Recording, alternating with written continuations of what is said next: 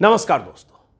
काश कभी ऐसा होता कि देश के पीएम मोदी मीडिया के सामने आते और ऐसे ही सवालों का जवाब देते।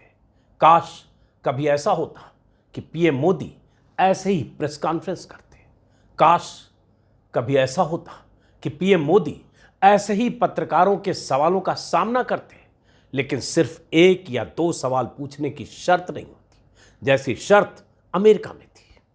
काश कभी ऐसा होता कि 9 साल तक देश के पीएम रहे मोदी ओपन प्रेस कॉन्फ्रेंस करते, मीडिया के सामने आते और कम से कम 9 सवालों का जवाब देते। 9 साल 9 सवाल। काश पीएम मोदी प्रेस कॉन्फ्रेंस करते और वॉल स्ट्रीट जर्नल की रिपोर्टर सबरीना सिद्दीकी की तरह ही उनसे सवाल पूछे जाते। काश ऐसा हो पाता। हालांकि मैं जानता हूं ऐसा होने वाला नहीं है। अगर ऐसा कभी हुआ भी तो पीएम मोदी को उन तमाम सवालों का जवाब देना पड़ेगा जिन सवालों पर बीते 9 सालों से पीएम मोदी मौन रहे हैं, कन्नी काटते रहे, चुप्पी साधे रहे। ऐसे बहुतेरे सवाल आप भी जानते हैं।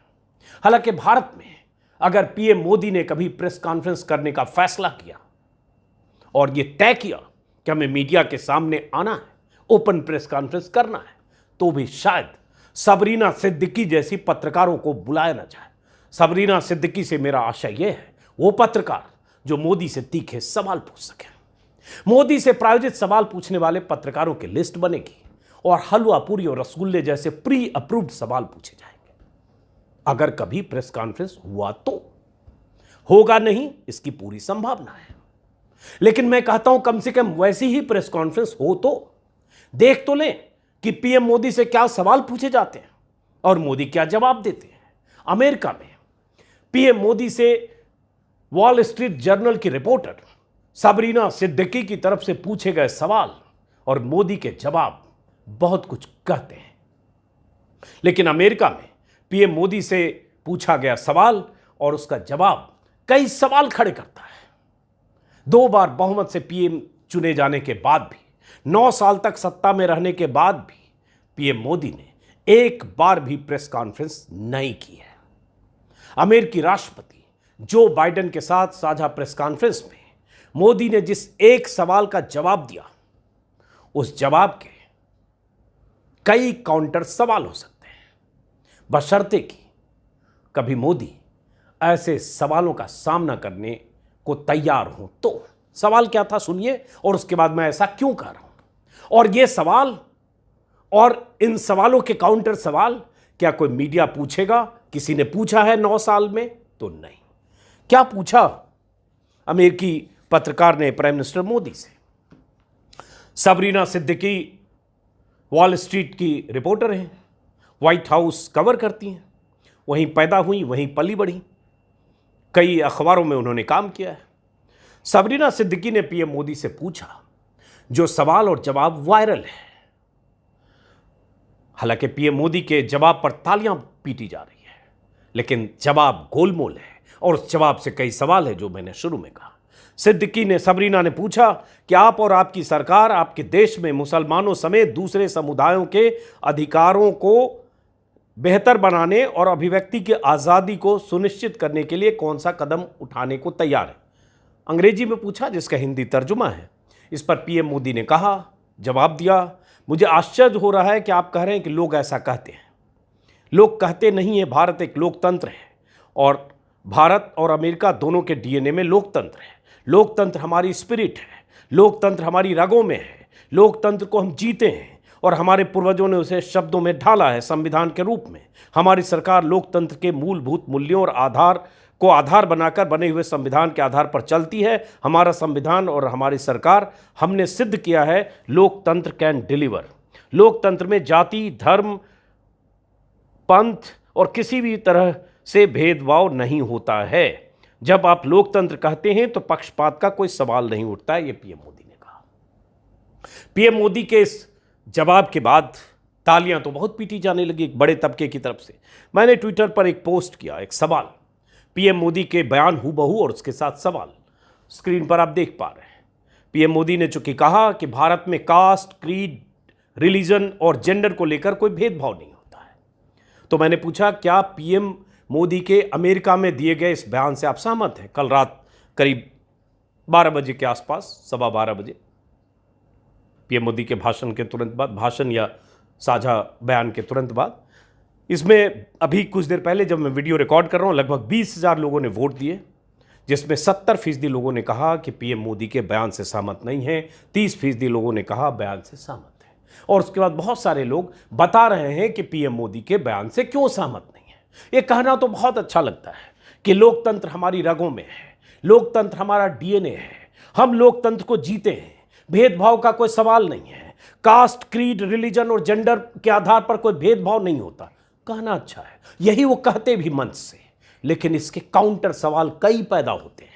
वो सवाल जिन सवालों का सामना पीएम मोदी ने सीधे तौर पर 9 सालों में नहीं किया है, जो सवाल पीएम मोदी से अप्रत्यक्ष तौर पर भी मीडिया ने नहीं पूछा है, जो सवाल किसी चैनल ने सरकार को कटघरे में खड़ा करते हुए सरकार से नहीं पूछा है, जिन सवालों से पीएम मोदी बचना चाहते हैं, जिन सवालों से पीएम मोदी मुंह छिपाते हैं, जिन सवालों पर पीएम मोदी चुप होते हैं। और जब ऐसी घटनाएं होती है, जिन घटनाओं की वजह से ऐसे सवाल पैदा होते हैं, चाहे अल्पसंख्यकों के साथ सरकार, इस सरकार के दौर में सलूक हो, चाहे अल्पसंख्यकों के प्रति बीजेपी और सत्ताधारी दल के नेताओं का नजरिया हो, चाहे उनके बयान हो, वो सारे सवाल दम तोड़ देते हैं, क्योंकि वो सवाल पूछे नहीं जाते।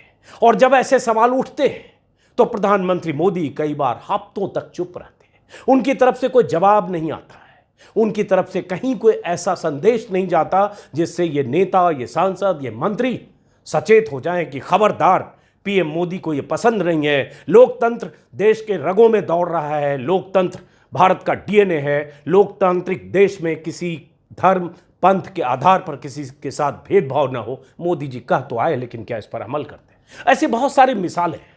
कुछ मिसालें इसलिए ज़रूरी है क्योंकि उन मिसालों को समझ कर ही शायद आप समझ पाएंगे। वैसे आपको पता होगा कि अमेरिका में 70 सांसदों ने, सीनेट मेंबर्स ने, जब प्रधानमंत्री मोदी कि राज्य में जो रवैया है सरकार का, उसको लेकर, वहाँ असहिष्णुता को लेकर सीनेटर्स और कांग्रेस सदस्यों ने एक बयान जारी किया।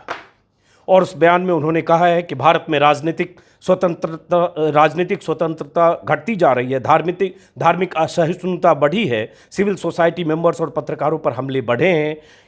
कई सारी स्वतंत्र और विश्वसनीय रिपोर्ट्स में ये बात सामने आई। ये कहकर एक चिट्ठी जारी की 70 सेनेटर्स और कांग्रेस सदस्यों ने। उस चिट्ठी के जारी होने के बाद और छिटपुट प्रदर्शन के बाद, जो अमेरिका में प्रधानमंत्री मोदी के दौरे के दौरान हुआ, भारत में जो मोदीवादी मीडिया है और आईटी सेल है, लगातार सबको टूल किट का सदस्य बताते हुए कहने लगा, ये प्रसारित करने लगा एक सुनियोजित साजिश के तहत या तरीके से कि ये जो कुछ हो रहा है ये एक टूल किट है और ये मोदी विरोधी लोग हैं।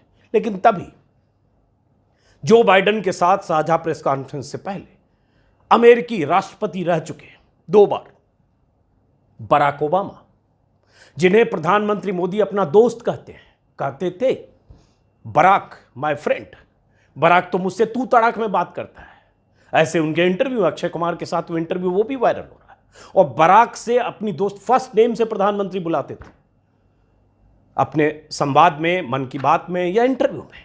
वही बराक, वही अमेरिकी राष्ट्रपति जो भारत आ चुके हैं, जिनकी मेहमान नवाजी में मोदी अमेरिका जा चुके हैं, उन्हीं बराक ओबामा का एक इंटरव्यू आता है CNN पर, जिस इंटरव्यू ओबामा कहते हैं, जब उनसे पूछा जाता है कि राष्ट्रपति जो बाइडेन से क्या बात होनी चाहिए या क्या बात करनी चाहिए, कैसे पेश आना चाहिए जो बाइडेन को ऐसे नेताओं के साथ, जिसमें मोदी का भी जिक्र होता है, जो ऑटोक्रेटिक जिन्हें माना जाता है, ऐसा अमेरिकी जर्नलिस्ट ने जब उनसे पूछा एक इंटरव्यू में, तो बराक ओबामा ने कहा, और क्या बराक ओबामा भी किसी टूल किट का हिस्सा है, ये बहुत अहम है, कहा कि अगर मैं प्रधानमंत्री मोदी से बातचीत करता, जिन्हें मैं अच्छी तरह जानता हूं, तो मैं उनसे कहता कि अगर वह भारत में अल्पसंख्यकों के अधिकारों की रक्षा नहीं करेंगे तो ऐसी आशंका है कि किसी पॉइंट पर भारत टूट सकता है।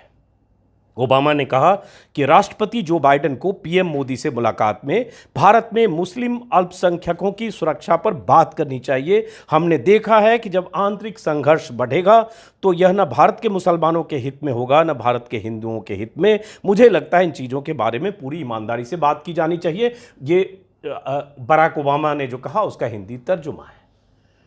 बराक ओबामा का ये कहना प्रधानमंत्री मोदी से साझा प्रेस कॉन्फ्रेंस कहें या साझा बयान के दौरान एक अमेरिकी पत्रकार सबरीना सिद्दीकी की तरफ से सवाल पूछा जाना, प्रधानमंत्री मोदी की तरफ से गोलमोल जवाब देना, लोकतंत्र के लिफाफे में बंद करके बड़ी बात कह देना, क्या उतनी ही सच्चाई है? या सच्चाई वो भी है जो बीते 9 सालों में इस देश ने देखी है? सच्चाई वो भी है जब देश में लब जिहाद, लैंड जिहाद, थूक जिहाद, नौकरी जिहाद, यूपीएससी जिहाद, न जाने कितने ऐसे नामों के साथ अल्पसंख्यकों को बीते 9 सालों में सुनियोजित ढंग से टारगेट किया जा रहा है। बीजेपी शासित राज्यों में तो ऐसी घटनाओं की बाढ़ आई है। अभी हाल में उत्तराखंड में हमने देखा कि एक आपराधिक घटना को लब जिहाद का नाम देकर उत्तराखंड में किस तरह से मुस्लिम दुकानदारों को पलायन करने को मजबूर किया गया। तमाम हिंदूवादी संगठन, तमाम कट्टरवादी संगठन वहां पहुंचे, मोर्चा निकला, रैली निकली और ऐसा माहौल बना दिया गया जैसे वहां जो मुस्लिम दुकानदार, जो मुस्लिम नागरिक, जो पुरखे भी जिनके वहां रहते थे, उन्हें वहां से कई दिनों के लिए छोड़ना पड़ा। हालांकि वो धीरे धीरे वापस लौटे जब असलियत खुली, पोल खुली कि इसमें लब जिहाद जैसा कोई मामला नहीं है। ऐसी कितनी घटनाएं हैं जब सांसद, जिन्हें लॉ मेकर कहा जाता है, बीजेपी के सांसद, सत्ताधारी दल के सांसद, मंत्री गिरिराज सिंह से लेकर प्रवेश वर्मा तक, साध्वी प्रज्ञा से लेकर और ऐसे कई सांसद जब खुलेआम अल्पसंख्यकों के खिलाफ न सिर्फ बयान देते हैं बल्कि यहां तक कहते हैं कई बार रैलियों में, प्रवेश वर्मा का वो कुख्यात बयान, और उनके बयानों को जब सुप्रीम कोर्ट भी हेट स्पीच कहता है, फटकार लगाता है, जब ऐसे नेता या मंत्री या सांसद कहते हैं मुसलमानों का सामूहिक बहिष्कार करो तभी उन्हें सबक सिखाया जाएगा। ऐसे कई मौके आए हैं जब सुप्रीम कोर्ट ने बीते 8-9 सालों में सरकार पर, सत्ता पर, बीजेपी के समर्थकों पर जो हेट स्पीच के लिए कुख्यात हैं या कट्टर हिंदुत्ववादी संगठनों के खिलाफ सख्त निर्देश दिए हैं और एक तरह से कहा है कि सरकार या सिस्टम उनके खिलाफ कार्रवाई नहीं करता है। महाराष्ट्र के मामले में तो नपुंसक तक कह दिया था सुप्रीम कोर्ट के एक बेंच ने। हेट स्पीच के मामलों की लिस्ट बहुत लंबी है और हेट स्पीच सिर्फ साध्वी प्रज्ञा, गिरिराज सिंह, प्रवेश वर्मा या ऐसे सांसद मंत्री नहीं देते हैं। अगर प्रधानमंत्री भी किसी चुनावी सभा में कह देते हैं एनआरसी और सीए के प्रदर्शनकारियों को लेकर निशाना साधते हुए कि कपड़ों से लोग पहचाने जाते हैं, तो निशाना कहां होता है?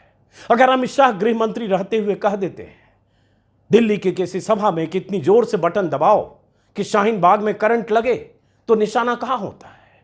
कोई केंद्रीय मंत्री जो अभी सूचना प्रसारण मंत्री अगर किसी मंच से कह देते हैं गोली मारो सालों को, तो निशाना कहां होता है? अगर गिरिराज सिंह बात बात पर कहते हैं कि मुसलमानों को पाकिस्तान चले जाना चाहिए, तो निशाना कहां होता है? अगर साध्वी प्रज्ञा सिंह बेंगलुरु की किसी सभा में कहती हैं कि चाकू छुरियां तेज करा लो, किसी की गर्दन पर भी चलाना पड़ सकता है, तो निशाना कहां होता है? कितनी मिसालें दें, कितनी घटनाओं का जिक्र करें, मॉब लिंचिंग से लेकर मोनू मानेसर की तरफ से जो घटनाएं हुई है मानेसर में, हरियाणा में, गोरक्षकों की गुंडागर्दी, ऐसी कितनी घटनाओं के साथ ये भी कि कैसे जब जेल से छूट कर आए तो उनका स्वागत हुआ, उन्हें फूल मालाएं पहनाई गई। बिल्किस बानो को कैसे भूल सकते हैं, जिस बिल्किस के साथ दरिंदगी हुई, गर्भवती बिल्किस, जिसके साथ सामूहिक बलात्कार हुआ, जिसकी बेटी को 3 साल की बेटी को मार दिया गया, जिसके परिवार के 11 सदस्यों को मार दिया गया, जिसके परिवार की महिलाओं के साथ रेप हुआ, उस बिल्किस बानो के दरिंदों को किस तरह से छोड़ा गया? क्या ये दुनिया नहीं जानती है? क्या ये नहीं पता है कि उन दरिंदों को सजा माफी योजना का लाभ दिलाकर या सजा माफी नीति की आड़ में कैसे गुजरात सरकार और केंद्र सरकार के रजामंदी से रिलीज किया गया गुजरात चुनाव के ठीक पहले, और जब उन्हें छोड़ा गया उन दरिंदों को, तो किस तरह से उनका स्वागत हुआ? किन लोगों ने स्वागत किया, किन लोगों के रिकमेंडेशन पे वो छूटे, उसमें बीजेपी के विधायक भी थे। बीजेपी के वो विधायक भी, सीके राहुल जी, अगर मुझे नाम याद है, गोधरा इलाके की जेल से जब उन्हें छोड़ा गया, उन दरिंदों को, 11 लोगों को, पंचमहल जिले के उन तमाम नेताओं की कमेटी जिसमें अधिकारी भी थे, जिन्होंने तयशुदा ढंग से छोड़ा, और जब छूटे तो फूल माला और मिठाई खिलाकर उनका स्वागत भी किया गया। और बीजेपी विधायक ने कहा ये सब संस्कारी ब्राह्मण थे। जो बलात्कारी हैं वो संस्कारी ब्राह्मण हैं क्योंकि वो बीजेपी के हैं, क्योंकि वो पीड़िता मुस्लिम थी और मुस्लिम है। वो आज भी इंसाफ के लिए सुप्रीम कोर्ट के दरवाजे पर है। कितनी घटनाओं का जिक्र करें, ऐसी घटनाओं की बाढ़ बीते 9 सालों में आई है, लेकिन वो सब टारगेट पर जो हैं वो अल्पसंख्यक हैं, क्योंकि बहुसंख्यक समाज के साथ सत्ताधारी दल, सत्ता प्रतिष्ठान की सरपरस्ती है, उसके माथे पर सत्ता का हाथ है। मोदी की सत्ता, योगी की सत्ता, शाह की सत्ता। तभी कोई मोनू मानेसर जैसा गोरक्षक, जो दरअसल गोरक्षा के नाम पर गुंडागर्दी करता है, हथियारबंद दस्ते चलाता है, वो लिंचिंग करता है, लोगों की पिटाई करता है, गो तस्करी के कथित आरोप में किसी को भी पीट सकता है, किसी को भी मार सकता है। अभी 2 हत्याएं हुई थी, कुछ दिन पहले की ही तो बात है। कातिल अभी सभी पकड़े नहीं गए, जुनैद और नासिर, अगर मुझे नाम याद है। ऐसी कितनी घटनाओं का जिक्र करें, लेकिन ये एक घटना है। इन घटनाओं को अंजाम देने वाले किरदार कभी फ्रिंज एलिमेंट घोषित हो जाते हैं। जब सरकार के गले में फांस फंसती है, जब सरकार के गले की हड्डी बनते हैं ये लोग, तो फ्रिंज एलिमेंट होते हैं। जो नुपुर शर्मा के मामले में हुआ, जो नवीन जिंदल के मामले में हुआ, क्योंकि दुनिया के कई देशों ने विरोध किया। लेकिन क्या प्रवेश वर्मा, क्या गिरिराज सिंह, क्या साध्वी प्रज्ञा, क्या कोई और नेता, विधायक, नंद किशोर गुर्जर यूपी के विधायक, ऐसे बहुत सारे नाम हैं, क्या ये फ्रिंज एलिमेंट है? जो सत्ता में बैठे लोग हर रोज टेलीविजन चैनलों पर जहर फैलाते हैं, हर रोज टारगेट करते हैं, हर रोज शाम को 5 बजे से लेकर 10 बजे रात तक टीवी चैनलों पर होने वाली बहसों में मुसलमानों को निशाना बनाते हैं, उनकी निष्ठा, उनकी देशभक्ति, उनकी वतन परस्ती पर सवाल उठाते हैं, क्या वो फ्रिंज एलिमेंट है या सब कुछ तयशुदा ढंग से होता है? क्या यूपी के योगी आदित्यनाथ जो मुख्यमंत्री हैं, अगर वो कहते हैं 80% बनाम 20% गर्मी उतार देंगे, वो तो फ्रिंज एलिमेंट नहीं है? और ये देश अगर संविधान की बुनियाद पर चलता है, जिसका जिक्र प्रधानमंत्री मोदी कहते हैं, लोकतंत्र हमारी रगों में है, और संविधान का जिक्र जब प्रधानमंत्री मोदी किसी सवाल के जवाब में करते हैं, तो संविधान से चलने वाले मुल्क में लोकतंत्र जिस मुल्क की रगों में है, उस मुल्क के किसी सूबे का मुख्यमंत्री क्या कह सकता है कि भारत हिंदू राष्ट्र है? क्या भारत हिंदू राष्ट्र है? कह सकता है कोई? अगर फ्रिंज एलिमेंट कहे, जिसे आप फ्रिंज एलिमेंट घोषित करते हैं, मान लेते हैं कि ये वो लोग हैं जिन्हें सत्ता की सरपरस्ती नहीं मिली है, या बेलगाम लोग हैं, हालांकि उसके लिए भी जिम्मेदार सत्ता है। लेकिन मुख्यमंत्री अगर कहता है, अगर दिल्ली, यूपी, एमपी और अलग अलग राज्यों में शपथ ली जाती है कि भारत को हम हिंदू राष्ट्र बनाएंगे, मरने मारने की बात की जाती है, मुसलमानों के नरसंहार की अपीलें की जाती है, अगर खुलेआम मुसलमानों को सबक सिखाने के लिए सार्वजनिक समारोह में हेट स्पीच होता है, और उस हेट स्पीच के खिलाफ एफआईआर दर्ज करने में दिल्ली पुलिस महीनों लगाती है। एफआईआर दर्ज तब होती है जब सुप्रीम कोर्ट में कई बार सुनवाई होती है, और सुप्रीम कोर्ट पूछता है कि इतने महीने बाद तक आपने हेट स्पीच के खिलाफ मामला दर्ज क्यों नहीं किया? और मामला दर्ज होने के बाद कई महीने लगते हैं, चार्जशीट नहीं होती, फिर सुप्रीम कोर्ट पूछता है कि आपने चार्जशीट दाखिल करने में इतनी देर क्यों की? और दिल्ली पुलिस लीपापोती करती है, पहली बार कहती है इसमें कुछ गलती नहीं है, इसमें कोई हेट स्पीच नहीं है। दिल्ली के मामले में ऐसा ही हुआ था, धर्म संसद के मामले, लेकिन बाद में दिल्ली पुलिस को मानना पड़ा कि वहां हेट स्पीच हुई। तो क्या ये संविधान से चलते हुए मुल्क में, जिसकी रगों में लोकतंत्र का डीएनए है, या जिसका डीएनए लोकतंत्र है, संविधान है, क्या यहां यह मुमकिन है? और क्या यहां ऐसे ही हो रहा है? इसका जवाब तो प्रधानमंत्री मोदी से पूछा जाना चाहिए। 303 सांसदों वाली पार्टी है, लोकसभा और राज्यसभा को मिला दें तो 400 से ज्यादा सांसद, विधानसभाओं में बात करें तो शायद 1200 से 1300 विधायक। कितने विधायक, कितने सांसद उस वर्ग से हैं जिसकी आबादी भी इस देश में 14 से 16% होगी, यूपी में तो 19% है। क्या नुमाइंदगी है उनकी देश की सत्ता में? क्या नुमाइंदगी है उनकी प्रदेशों की सत्ता में, क्या नुमाइंदगी है उनकी देश के नीति निर्धारण में? क्योंकि आपने उन्हें हाशिए पर छोड़ा और आपने मान लिया कि वो आपके लिए मायने नहीं रखते, तभी तो 80-20 जैसे नारे बुलंद करते हैं, तभी तो आप कपड़ों से पहचाने जाएंगे की बात करते हैं, तभी तो आप कैराना से विधानसभा चुनाव का आगाज करते हैं। ये सब करते हुए अमेरिका में अगर किसी मंच से कहते हैं प्रधानमंत्री मोदी जी कि लोकतंत्र हमारी रगों में है, हम इसे जीते हैं, भेदभाव का कोई सवाल नहीं, हमारा संविधान और हमारी सरकार लोकतांत्रिक मूल्यों का प्रतिबिंब है, तो माफ़ करिए, आप गलत बयानी कर रहे हैं, क्योंकि आपकी कथनी और करनी का फ़र्क बीते 9 सालों में जो हुआ है सबूत के तौर पर वो सामने आ जाता है।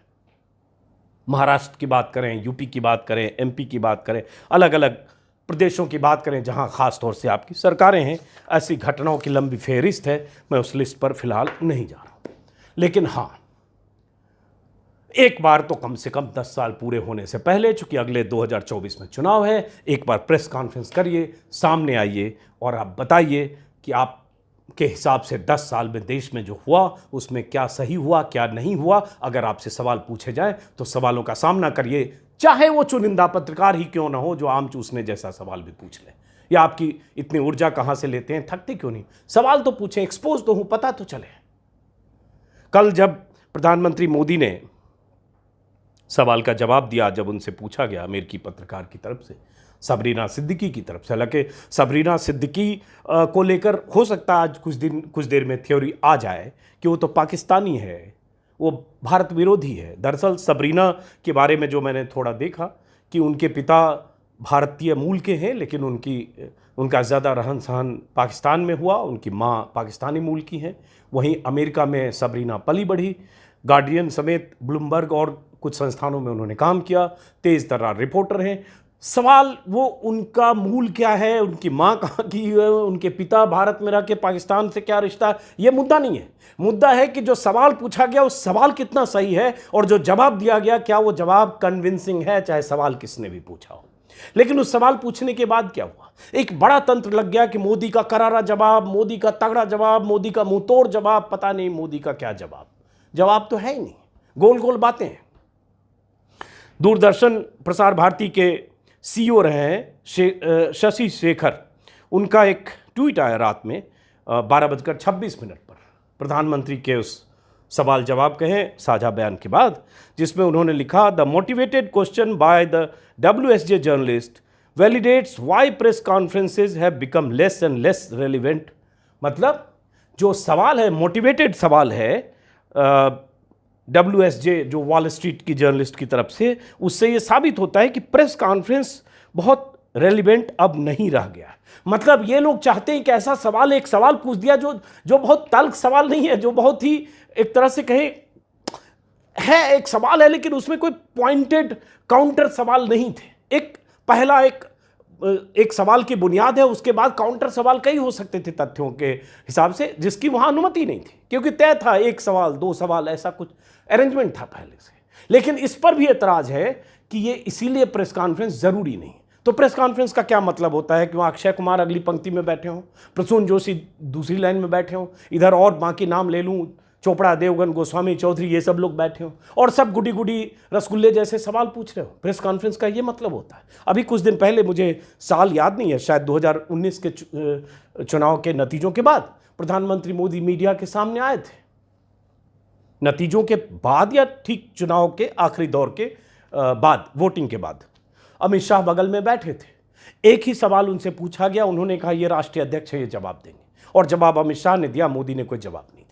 वही एक प्रेस कॉन्फ्रेंस के तौर पर, कथित प्रेस कॉन्फ्रेंस अगर वो थी, तो प्रधानमंत्री मोदी का सार्वजनिक तौर पर वहीं आना था प्रधानमंत्री का, और उसमें भी सवाल उन्होंने टॉस कर दिया अमित शाह की तरफ से। तो क्या सवाल प्रेस कॉन्फ्रेंस में न पूछे जाएं, जिसने देश में 9 साल से सत्ता चलाई, 10 साल पूरे होने जा रहे हैं, जिन्होंने तमाम वादे किए, तमाम वो फर्जी दावे किए, वो गलत बयानियां की, वो झूठे वादे किए जो पूरे नहीं हुए, उन वादों की लिस्ट दोहराना नहीं चाहता।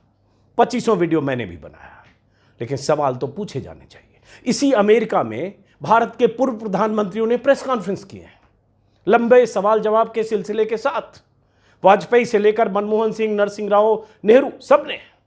प्रधानमंत्री मोदी ने क्या प्रेस कॉन्फ्रेंस किया, कैसे किया, चुनिंदा 1-2 सवाल की शर्त पहले से तय थी और क्या हुआ, और देश में तो कुछ हुआ नहीं। लेकिन गुणगान हर चैनल पर कि कैसे प्रधानमंत्री मोदी का स्वागत हुआ और कैसे अमेरिका बिछ गया, कैसे जो बाइडेन प्रधानमंत्री मोदी से मिलने को बेताब थे और कैसे प्रधानमंत्री मोदी ने करारा जवाब दे दिया। अब आप तय करिए कि प्रधानमंत्री का वो जवाब सच के कितना नजदीक है। फिलहाल इस वीडियो को मैं खत्म करता हूं, फिर मुलाकात होगी किसी और वीडियो में। अगर आपने मेरे YouTube चैनल को सब्सक्राइब नहीं किया तो सब्सक्राइब करें, सब्सक्राइब किया है तो ज्वाइन करें। नमस्कार।